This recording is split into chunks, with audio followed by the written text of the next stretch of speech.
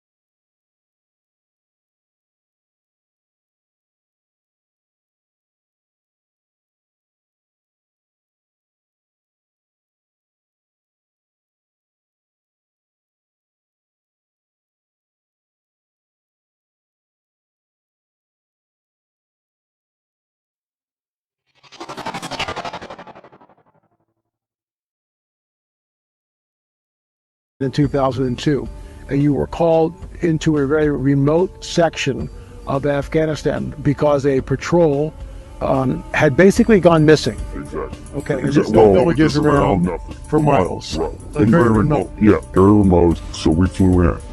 To about 4 kilometers. We're hiking through the same area where they were supposed to make one of their checkpoints, one of their relic. And before we left, there was all kinds of what happened with the ambush, but that was even odd because at point of ambush, you need to call for maybe close air support, something, okay? There was no calls made, you just off the grid. So we're coming down a mountainside, and it was a nice path, goat path. As we bent around this corner, you could see this opening of the cave. There's a cave as we're coming around. And then I see there's a lot of rocks, which is another oddity, and then bone matter. When I'm not close enough to identify what kind of bones, but I did see something I knew was a piece of our communications equipment. So instantly, we're thinking ambush, maybe animal, could be anything. And there was enough room in front of this cave, but it had a sheer drop-off. But there was enough room that we actually got into a decent dispersal in case of ambush. You see something coming out of the cave, and it's moving with a speed and agility that catches you off guard. Everybody. And he comes out. It was a man at least 12 to 15 feet in height. This is a monster. Red beard, then his hair was long past the shoulder, a scarlet red, and Dan runs at him and starts shooting to broke all of us into the reality. As it was so now your training is kicking. Oh yeah, okay. Muscle memory, complete muscle memory. While Dan is moving at him, another bro of mine's laying down fire, and I start firing. He skewers Dave. He's now got him on this pike. It went through. And he's still got him and he's coming after more. We all just clicked in. I don't know what it was, but I remember we're all like, shoot him in the face, shoot him in the face. And all weapons components were in fours. We had 308s, and we had Sarah's distance.